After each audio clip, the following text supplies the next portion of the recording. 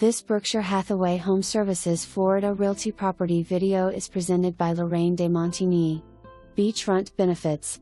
Live the coastal lifestyle, where it feels like you're always on vacation. Newly architected and fully remodeled, down to the studs in 2022. This versatile floorplan features separate entrances and dual power meters, allowing it to function as a spacious single-family home or duplex. Live in one and rent the other. Current zoning permits short-term rentals.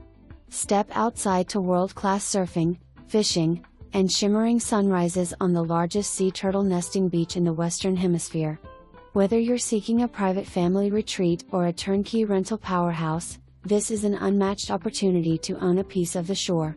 Come explore the possibilities. For more information, review the details below.